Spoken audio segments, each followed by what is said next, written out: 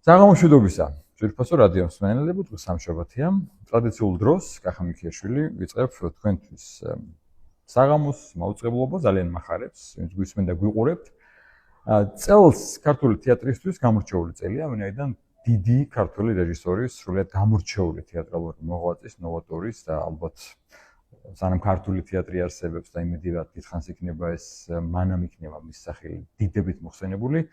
მოკლედ დიდი სანდრო ახმეტელის დაბადებიდან 140 წელი შესრულდა. ცხადია ამ თარიღს ბევრი თეატრი გამოეხმაურება, არაერთი დადგმა მიეწუნება და უერთდება თეატრალური უნივერსიტეტიც ბევრი მიზეზის გამო, მათ შორის აუდიტორია, რომელიც დაცულია თეატრალურ უნივერსიტეტში და ქვია სანდრო ახმეტელის სახელობის აუდიტორია, სადაც სანდრო ახმეტელი ბოლო წლები ცხოვრობდა, ეს იყო რუსთაველის თეატრის ტერიტორია, ვინაიდან აქ ერთი კედელი იყო რუსთაველის თეატრს და გადაწყვიტეს, რომ თეატრალური უნივერსიტეტის მესამე კურსმა, რომელიც ხელმძღვანელი გახლავთ ბატონი გიორგი შაულტაშვილი და თიკო ხათამაშვილი და ასევე მათი პედაგოგია ბატონი ნიკოლოზ სულუგიძე, დიდ სანდრო ახმეტელს თავიანთი რაღაც გარკვეული პატივისცემა მიუძღვნა და გამოხატონ და ეს იქნება ერთგვარი სპექტაკლი კითხვა პიესის თუ შეიძლება ასე ითქვას თეატრალური უნივერსიტეტის სწავლების პროცესში. ამაში ჩართული არიან ბატონი ბასა ჯანიკაშვილი, დრამატურგი, მწერალი და დიდი ქართველი მსახიობი ხალბატონი ნანა ფაჩუაშვილი, რომელსაც უკვე მეორე ბლოკში გავისაუბრებით, მანამდე კი მინდა წარმოგიდგინოთ ბატონი ბასა ჯანიკაშვილი, ბასა საღამოშვიდობისა, მადლობა დროისთვის, საუბრისთვის. ეს პრაქტიკა თითქოს უკვე ერთგვარად დაინერგა ნიკას მეშვეობით, იმიტომ რომ მაგალითად ჩვენც გქონდა ამაზე საუბარი რადიოში და ჩვენი თანამშრომლობა შედგა და იმდენად საინტერესო რომ თეატრალურში კითხვა გადაიზარდა სპექტაკლში და დღემდე რეპერტუარში, ეს იყო შენი პიესა. მშვიდობით თემურ, ამ შემთხვევაში არ არის შენი პიესა, პრიმადონები ასე ქვია პიესას, შენი ჩართულობა რას გულისხმობს ამ პროექტში? საღამოშვიდობის გამარჯობა, მადლობთ რომ გვაქვს საშუალება ვისაუბროთ, მართლაც ეს აუდიტორია სიმბოლურია ქართული თეატრისთვის, ქართული წარსულისთვის, ზოგადად, იმიტომ რომ მართლაც სიცოცხლე და ტრაგიზმით არის ახსოვს მართლაც ეს აუდიტორია. შეეხება თქვენს კითხვას, ეს არის ეს პიესა ნაკლებად ცნობილია როგორც ჩვენთან, ისევე ბევრ ქვეყანაში, ეს არის პრიმადონები და აღმოჩნდა რომ როდესაც დავიწყე მუშაობა, აღმოჩნდა რომ ეს პიესა ყოფილა წინამორბედი ძალიან ცნობილი და ყველასათვის ბევრისთვის საყვარელი ფილმის ჯაზში მხოლოდ ქალიშვილები არის. არ ვიცოდი. ხო გახსოვთ იქ სიუჟეტი როგორ არის, ორი მამაკაცი, მუსიკოსი, გადაიცვამს ქალის ფორმას, იმიტომ რომ სამსახური არ აქვს, პული ჭირდება და გაიხვევენ შარში. რომელიც ცოტა ხნის წინ დაიდგა ბათუმში გოჩა კაპანაძის მიერ. მქონა საუბარი და გოჩა მახსენდა რომ პიესის მიხედვით დავდგე, როგორ ჩანს პრიმადონები. არა სცენარის მიხედვით. არ ვიცი, შეიძლება ეს იგულისხმა გოჩა. ხო, შეიძლება, იმიტომ რომ აქაც ესევია, იქ არის ორი მსახიობი ამ პრიმადონებში, ესეთი ნაკლებად ცნობილი, შემოსავლის გარეშე მსახიობი, ისეთი როგორებიც ძირითადად არიან ხოლმე მსახიობები და წაიკითხავე განცხადებას, რომ ქალბატონი, ესე ვთქვათ, ასაკოვანი ქალბატონი გამოაცხადებს, ეძებს თავის დისშვილებს, რომ დაუტოვოს ქონება. ეს ორი უმნიშვნელოვანესი მსახიობი, მეტი რა საქმე აქვთ. ნიჭი მათ აქვთ, ფანტაზია აქვთ, დრო აქვთ მსახიობებს და გადაწყვეტენ, რომ იყვნენ ამ ქალბატონის, ასაკოვანი ქალბატონის დისშვილები. გზაში აღმოჩნდება, რომ თურმე ეს ქალბატონი ეძებს ორ დისშვილს, ოღონდ გოგონებს. გადაიცვამენ მამაკაცი. გადაიცვამენ მამაკაცები. ფილმის გაგახსენდათ. ხო გადაიცვამენ. კი ბატონო. ქალის ფორმას და იქ ხდება უკვე შეცდომათა კომედიის, ესე ვთქვათ, კასკადი. აქვე ვთქვათ, სანამ გავაგდოთ საუბარს, რეჟისორი დათო ჭახრაკია გახლავთ, აი ამ კითხვის თუ მაინც მე სპექტაკლის ფორმას დავარქვევდი, იმიტომ რომ ისე მახსენდება ჩვენი ტანდემი და სპექტაკლი იყო, თან კითხვა არ არის, აქ მაინც ხასიათებია რა. აი რა ფორმატი იქნება ახლა, რა ფორმატში წარდგინება და პრიმადონებთან ბასა ჯანიკაშვილი ნაშუაშია. დაშვება. ხო, იმიტომ რომ არსებული პიესა არ არის შენი პიესა. არა, არსებული პიესა არის, პიესა არის საკმაოდ დიდი სხვათა შორის, მალხაზმათა ასლამაზიშვილმა, როდის საგნარულის მოყოლში ჩათარგმნი ჩამევარდა ხელს და ჩვენი დავალება, ჩემი დავალება რა იყო, ნიკამ თხოვა. სულუგიძემ რომ რადგან კეთდება კითხვა, ლიტერატურული კითხვა ქვია ამას, ინგლისურად readings ვეძახით ხოლმე, ვეძახით. თქვით რომ კითხვისთვის ძალიან დიდი გამოდიოდა, სადაც 2 საათნახევარი გამოდიოდა რა წარმოუდგენელი. არა შეუძლებელია. სპექტაკლია დიდი, ჩემთვის 2 საათნახევარი. თანამედროვე სამყაროში გუჯოს. ხო, ძალიან ძნელია და ყოველ შემთხვევაში გადავწყვიტეთ რომ დაგვეჭრა და ამოგვეჭრა ბევრი სცენა, ისე რომ გასაგები ყოფილიყო, დავამოკლეთ და მე ხამერაშუაში ვარ ამის გარდა რომ სხვისი პიესა დავამოკლე და გარდა იმისა რომ ავტორს შეეხეთ როგორც წესი ჩვენი ავტორობა რა? ჩემ პიესებს ამოკლებ ხოლმე როგორ ეგუები ამას?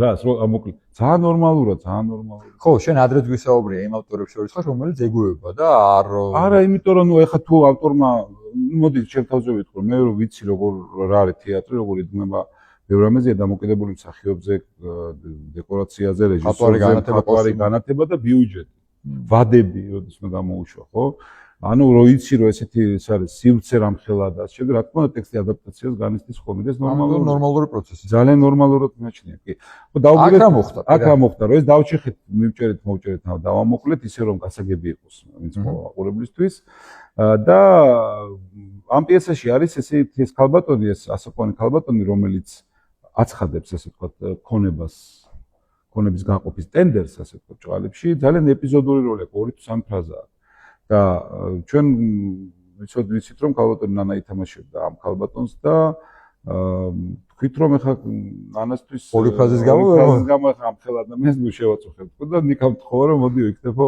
თან ავტორი გახდი ესე გავოდის დაუწერო თუ ქალბატონ ნანასო მე ვთქვა დიდი სიამოვნებით აბა ეხა მაშინ დაჭრა ყველა შეუძლია და ესეც სამი მონოლოგი გამოვადნე შემდეგ და პრინციპში ქალბატონ ნანას როლი მე მგონი თავარი როლი გახდა იმიტომ რომ ეს ქალბატონი ატრიალებს აი ამ პროცესს დგამს თავის სპექტაკლს ამ ქალბატონის მოცემულობა რა უკვე ასაკშია უკვე მიდის ამ ცხოვრებიდან და უნდა გაიგოს ვის უყვარს გულწრფელად ფულის გამო ვის უყვარს იცის მაგრამ გულწრფელად ვის უყვარს ხო და ნუ ქალბატონი ნანას დაგხვდა ამ შემოთავაზებაზე თვითონ იტყვის ქალბატონი ნანა იმიტომ კი გვეყოლება მაინც იცით რა ჩვენ ახლა შენც იცი რომ ბევრჯერ ვცდილობდი რომ დაგვემკვიდრებინა კითხვები ლიტერატურული კითხვების რიდინგები და ბევრი ცდილობა ქონდა მე ჩემს კოლეგებსაც რომ რაღაცნაირად ტრადიცია გამხდარიყო მაგრამ ვერ მოიკიდათ ეხი ჯერჯერობით ხო და მაინც უცხო ხილად ითვლება ბევრსაა გამოცდილება მაყურებელს ვინც მოდის მაგრამ ესეც რაღაც ცდილობა რომ ეს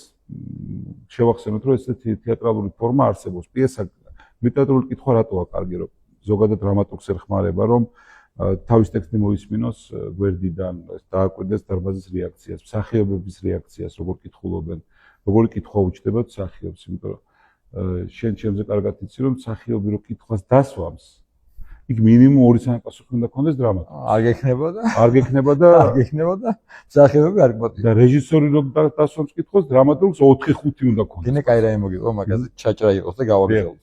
ჩემი დიდი პედაგოგი და დიდი რეჟისორი და დიდი შემოქმედი ბატონი შალვა გაწერილია, ესეთი რამის გვიყვება რომ დავამთავრებო თეატრალურია. ნუ მაშინ განაწილება იყო და ჭიათურაში ვდგამო რა. პატარა ბიჭი ვარ, ჩავედიო უკვე მე მგონია რომ მაქვს ვერსიები და ვისაც იცის ახლა თეატრალები იცი რომ პიესა ესე იწერება რომ ერთი გვერდი ანუ რაც წერია უკან цаრიელია. ესე გძელდება ანუ პიესის უკანა გვერდზე არ წერია. ის შენიშვნები და რაღაცები და რომ ჩავედიო, დიდი მსახიობები დავხვდენო და ერთი მეკითხებაო რომ ერთიო მითხარიო რა ხდებაო და ანახეო ეს აგერ წერიაო და გადამიშალა цаრიელი. ან цаრიელზე რა წერია ის მithordi იქ რა წერია მაგას მეც კითხულობ. ხო და აი ეს უნდა იცოდეს რო კითხავს მსახიობი რამეს. ეთახვები ეს ზუსტია რომ კაია.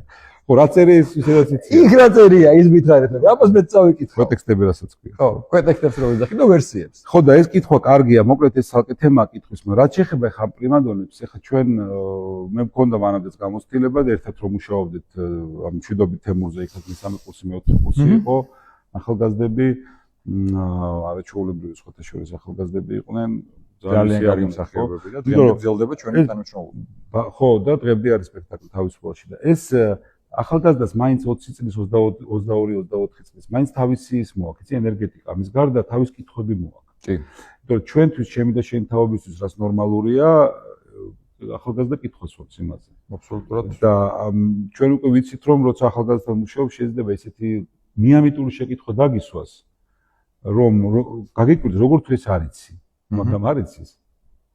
და ახსნა გიწევს. ესეთი აღმოჩენები გაქვს ხოლმე? ან ესეთი შემთხვევები? ხშირად სულ არის ეს.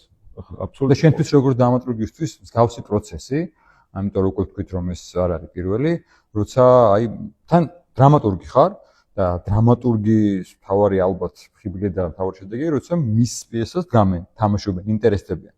გაქვს შეხება ამ შემთხვევაში მეორე თვორცები მომავალ თაობასთან ქართული თეატრის, ანუ სტუდენტებთან, ვინც ეუფლება იმ პროფესიას, ვინც მე ის გმირები უნდა განახორციელონ, რომელსაც შენ და შენი კოლეგები წერენ, ხო? მათთან ეს თანამშრომლობა, ეს პროცესი, ეს კითხვა, ეს ხანდახან შეიძლება კითხვა, ხანდახან პასუხი, ხანდახან შემოქმედებით კონფლიქტი. რამდენად საინტერესოა და რამდენად შენთვის საჭირო პროცესია როგორც დრამატურგისთვის. გულწრფელად გითხრა? აუცილებლად. ნაკლებად საინტერესოა, იმიტომ რომ აი რატომ? იმიტომ რომ იმის გამეორება რაც იცი უინტერესო ხდება. ჩემთვის და ალბათ ყველასთვის ესეა რომ საინტერესოა მაშინ პროცესი როცა არ იცი და რაღაც აღმოაჩენ. მსახიობთან როცა მუშაობ, მსახიობი მე პირადად ჩემ ტექსტებზე რომ მუშაობ, ხოლმე რაღაც ეს ისეც მაძლევს მსახიობი ხშირ შემთხვევაში, რაც მე არ ვიცი და საინტერესოა. ამიტომ და რეჟისორიც. ამიტომ ყოველთვის ესე ვთქვათ ნორმალურად კი არა აუცილებლად მივიღებ თუ ტექსტი ადაპტირდა ჩემს მიერ დაწერილი. თან შემოყდა, გადაადგილდა, დავამატე რამ. ეს ნორმალური, იმიტომ რომ ისეთ რამეს შემოგთავაზებს. რომ უკვე საინტერესო პროცესი და რეპეტიცია სიარული გიხარია. რაც შეეხება შენ კითხოს, ახალ, იცი რა, როდესაც ისმის კითხვა რომ ის რაც ისედაც იცი, ну რაც ემპასო. მაგრამ ამ შემთხვევაში რა მოხდა, იცი, ეს მესამე კურსია. ამ შემთხვევაში არაორდინალური სიტუაცია იყო, იმიტომ რომ ეს პიესა უკვე დაწერილია, ალბათ 60 წლის წინ, 70 წლის წინ არსებული პიესა, ეს ერთი, ამიტომ მე არ დამეწერე, გარდა იმისა, რომ დავამოკლე და დავამატე ქალბატონი ნანას ტექსტები. იქაც რაღაცა 1-2 დეტალი ისეთი შევცვალეთ დიალოგის აწყობის დროს, რომ ქართული მაყურებლისთვის უფრო ადაპტირებული ყოფილიყო, იმიტომ რომ იქ არის ვითომ ინგლისურ-ამერიკული ისა რა ქვია, ლოკაციების ადგილები, იუმორი, ხუმრობები, თან ძველი ხუმრობები 70 წლისამდე, რომელიც ქართული მაყურებლისთვის რაღაცა ხო ვერ მუშაობს და შევეცადეთ, რომ ისეთი ამ ახალგაზრდებთან ისეთი შეგვემატებინა იუმორი, რაც გასაგებია, რაც სოციალურ ქსელში ხდება ეს იუმორი, ან ხდება რაღაცა ვიღაცის რაღაც აგიჟეთიო, რაღაცა სიტყვის ხომი და რა გავარდება ფრაზა. ოღონდ ეს საინტერესო იყო, იმიტომ რომ ახალთაობა ხვალ მათ უნდა ჩაიბარონ თეატრის და არა მარტო თეატრის ყველაფერი. ხო, გასახებია დაიღონ და 20 წელიწადში ხა ვინც არის 22-25 წლის 20 წელიწადში უნდა მართონ ეს ქვეყანა, აბა. ხო, ეგრე გამოდის.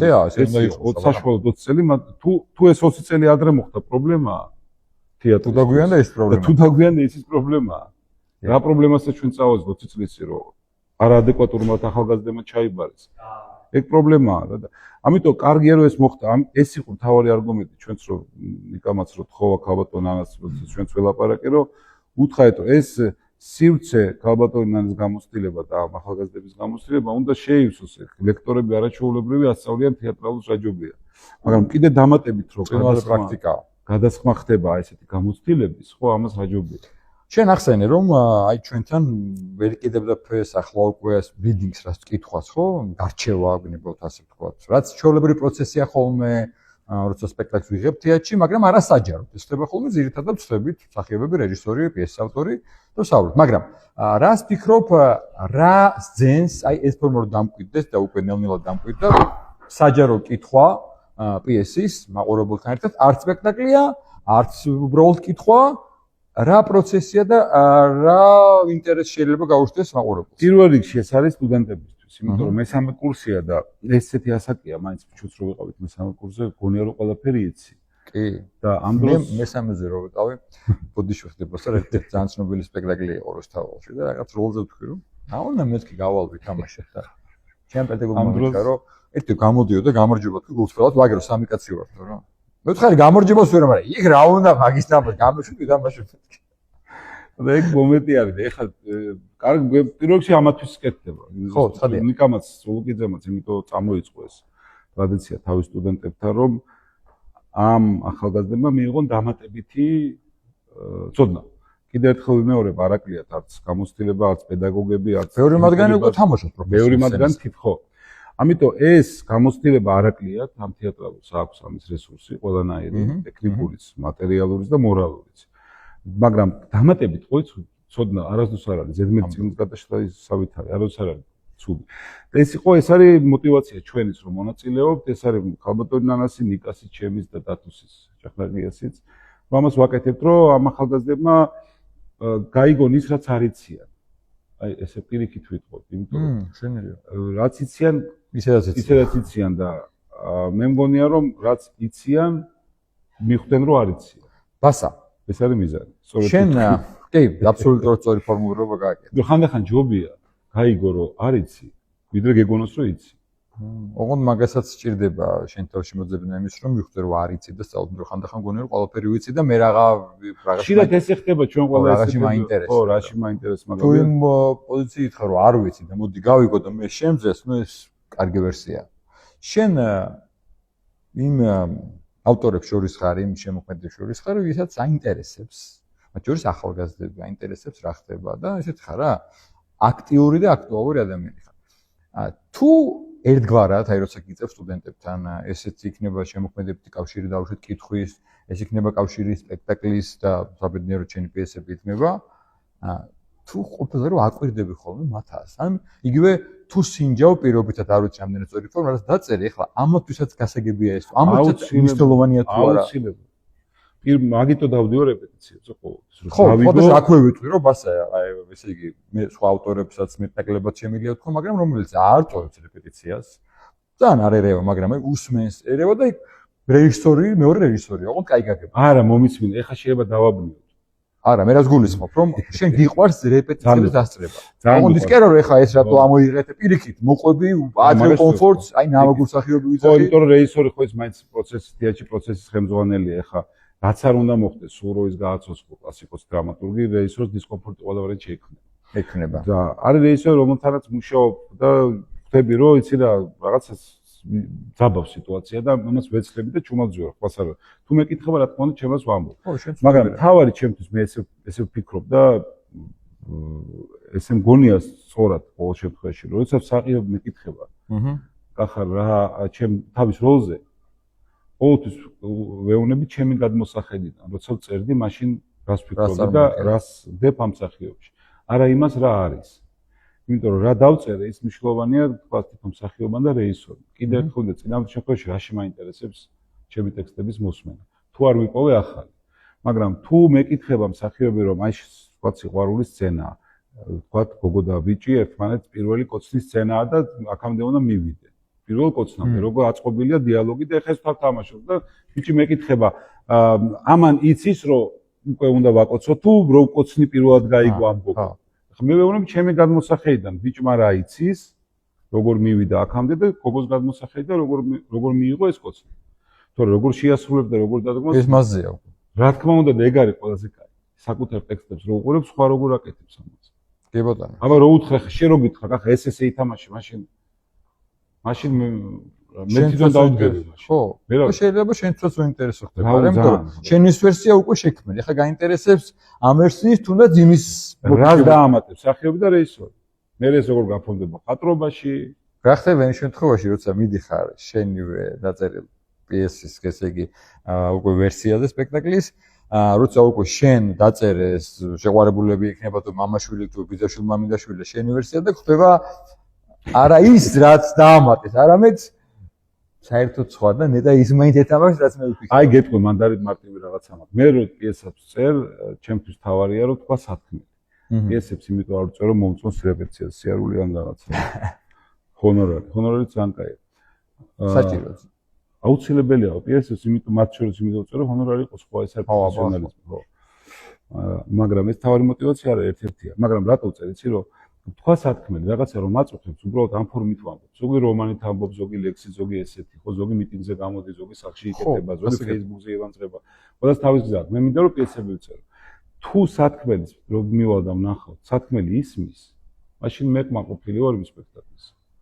მაგრამ თუ სათქმელი არ ისმის, რაც მე დავწერე და სპექტაკლის სხვა რამეზე დამხვდა, რა თქმა უნდა ის არ მომწონს. ბუნებრივი პროცესი. ხო, ანუ ამიტომ ყოველთვის ვცდილობ რომ სანამ პრემიერა იქნება, უბრალოდ ცალ-თვალით შევხედო, რომ სწორედ არის გაგებული თუ არა. მინიმუმ ცალ-თვალით შევხედო, რომ შეიძლება რაღაცა უთხრა, რომ იცი რა, ეს ამაზე არ არის. ეს ამაზეა. ეხლა თუ არ შეცვალეს კი ბატონო, რა ფორმით გამოხატავენ მათინება. აქვე ვიტყვი, რომ ძალიან კარგი თვისება აქვს, ძალიან ზრუნავს მე იმ სპექტაკლზე, რომელიც მისი ავტორობით არის, აი ძალიან ხელსუწყობს სპექტაკლი იცოცხლოს და იარსებოს და ეს ძალიან კაი თვისება. ერთ რამეს ვიტყვი.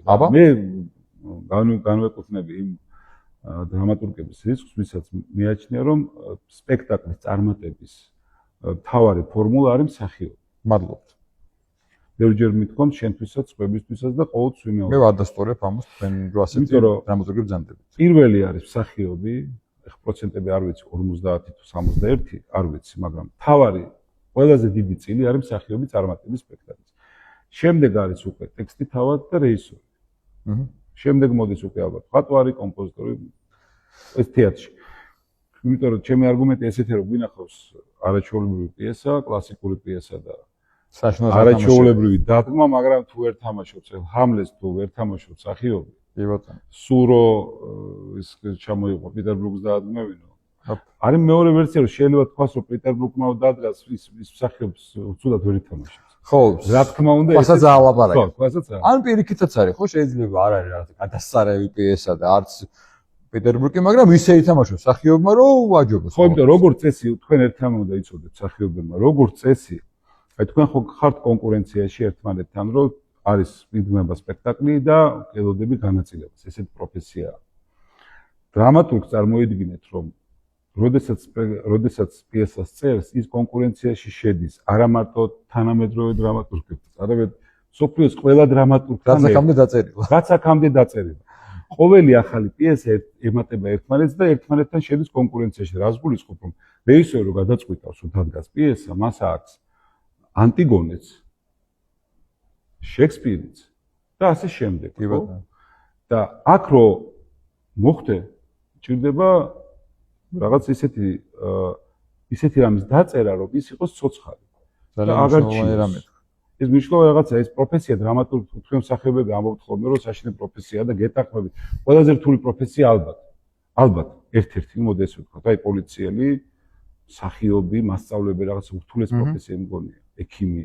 კი ბატონო. და ეხლა დრამატურგი წარმოიდგინეთ, მე რო დავწერს პიესას, ეს პიესა ემატება იმ დიდ ჯარს, 100,000-ობით, მილიონობით პიესის ჯარს, რომელიც უნდა აერჩიეს და დაიდგას. უნდა გაიღვიდოს რეჟისორად, თქვას რომ კაცო, კი არა, აგერ შექსპირი, აგერ დიაშვილი, აგერ რაღაცა, ფაუსტი, მაგრამ ჯანიკაშვილს რაღაც დაუწერიაო და მოდი დავდგა ჯანიკაშვილი. ხო და თეატრი თუ იქნება, რა თქმა უნდა, თეატრის კიდე სიცოცხლის უნარიანობა ბალანსი თანამედროვე დრამატურგიასა და კლასიკას შორის, ხო? და ეს არის, ეს უკვე სამხატვრო ხელმძღვანელი და სხვა პრობლემებს გადავდივართ. იდეაში ეს არის, რომ უნდა თქვა სათქმელი, საიდან წავედი, სად მოვედი. სათქმელი რომ აყურებელი რომ მოვა სკროლვით თუ რა ქვია, აფურცვლით დაღლილი ესე თით ამოგდებული მაყურებელი რომ მოვა, ჩემი მიზანია როგორც დრამატურგის რომ ვერ მოიცალოს რომ ტელეფონში ჩაიხედოს, ეს ერთი. იდეალურია. მეორე, აი როდესაც გავა დარბაზიდან, შეიძლება თუ უნებ რეჟისორს. აი როდესაც მსახიობს გავა დარბაზიდან და კიბეებზე ჩადის და ამოიღო ჩანთან ტელეფონი ან ჯიბიდან და დახვდა გამოტოვებული ზარები. გადარეკა და ვიცი რა ვნახე, თეატრში ვიყავ, აი მე კიდე ვნახავდი ამ სპექტაკლს. აი სურჩევ რომ ნახოს. ან ურჩევს. აი იქ თუ ვიდგები გამოსასვლელთან და ამას მოვისვენ, მივხვდები რომ მაშინ კაი სპექტაკლია. მე კი არ დავწერე კარგი პიესა, არა. ყველამ ერთად გააკეთე. ხო, მაგრამ ერთად არის და ჩვენი პირველი ბლოკის დასასრულს ისე მთავარ სიტყვას დავიწყეთ, თუმცა კავშირში იყო ეს ყველაფერი. თქვით რომ და ჩვენ ცოტა ხანში უკვე ქალბატონ ნანას გავისაუბრებით, ეს ძალიან დიდი ბედნიერება, სიხარულია, პატივია დრამატურგისთვის, რეჟისორისთვის, სტუდენტებისთვის. მითხარი როგორი იყო მასთან თანამშრომლობა? იმიტომ რომ პერსონალურად მისთვის დაწერე, შენ თქვი ახლა პერსონალურად მისთვის დაწერე, გაამდიდრე მისი როლი და ხაზი. როგორია ქალბატონო, მე გამოცდილება მაქვს. ამასთანავე თქვა ჩემზე რომ ესეთია. კაცი პარტნიორია. მართლა? არა, ნუ ჩვენ მე ძალიან მიყვარს და ბედნიერი ვარ მასთან პარტნიორობითაც და მეგობრობითაც. ესე იგი, როგორ დრამატურგი და მსახიობი, როგორი იყო? გამოყვა ტექსტებზე, გირჩია, დაუთმე, დაგითმო. ნუ არა, ბოლოდან დავიწყე. დათმობა არ დათმობდი, არ მისულართ, იმიტომ რომ მე დამთმობი ვარ. მეს უკვე მევხვდი და როგორც მსახიობი ვიზახი რომ ასე. კი, იმიტომ რომ მე ვიცი რომ მსახიობს თუ შეეწინააღმდეგე ის ვერ გამოძერწავს როლს. ამიტომ 100%-იანი თავისუფლება უნდა მიცე ტექსტში, იმიტომ რომ არ უნდა შეუქმნას შეფერხება. რეჟისორი ისედაც უქმნის შეფერხებას მსახიობს. ისედაც უქმნის რეჟისორი, გარე პირობები, ძებნა სამსახურის, ჩაწერაზე გარბიხარი, გახმოვანებაზე, იქ შვილი, იქ მილიონი პრობლემა აქვს და კიდე შენ ახლა დრამატურგი დაუჭიქი და არა არ შემიცვალო ტექსტი ეს გაკეთეს არასერიოზული. მით უმეტეს თუ მე ვენდობი მსახიობს და ვიცი რომ მისთვის იწერება ეს როლი. მან უნდა განახორციელოს. და თუ შევეწინააღმდეგე აზრი არა. ამიტომ აქედან გამომდინარე, რასაც ქალბატონი ნანა ამბობდა, ყოველთვის მიყვებოდი ხოლმე. მეორე მოხდა ისე რომ დავწერე ეს ტექსტი თავიდანვე მოეწონა ქალბატონ ნანას და რა ვიცი არ ყოფილა ისეთი რაღაცა რომ აქ ხوار შევცვალოთ და აქ ხوار ერთადერთი რა პრობლემაც ჰქონდა მე და ქალბატონ ნანას და მთელ ჯგუფს ეს იყო რომ ყოფილიყო მოკლე და მოგვიხდა ტექსტების დაპატარება, იმიტომ რომ მე დავწერე დაახლოებით 6 გვერდი თუ არ ვწდები 6 მონოლოგი, 3 მონოლოგი 6-7 გვერდია და მოგვიწევ დაპატარავე. მაგრამ ისე ვერთობოდი რომ წედი და რომ კითხულობდა ქალბატონი ნანა ვიცინოდით ხოლმე. ძალიან კარგი. კარგად იმასდა რა ქვია, დაიჭირე ეს როლი და ბასა, დიდი მადლობა საუბრისთვის. მადლობა ამ საქმეშიც რაც საკეთებ და მე შევახსენებ მსმენელს რომ ქალბატონი ნანა გვეყოლება უკვე მეორე ნაწილში საუბრობთ პიესის კითხვაზე. მე ვიტყოდი ესეთ სპეციალურად დადგმულ შემოქმედების პროცესზე, რომელიც ეძღვნება დიდ სანდრო ახმეტელს და ქალბატონი ნანა ფაჩუაშვილი რამდენიმე წუთში გვეყოლება და გვაგვეთით.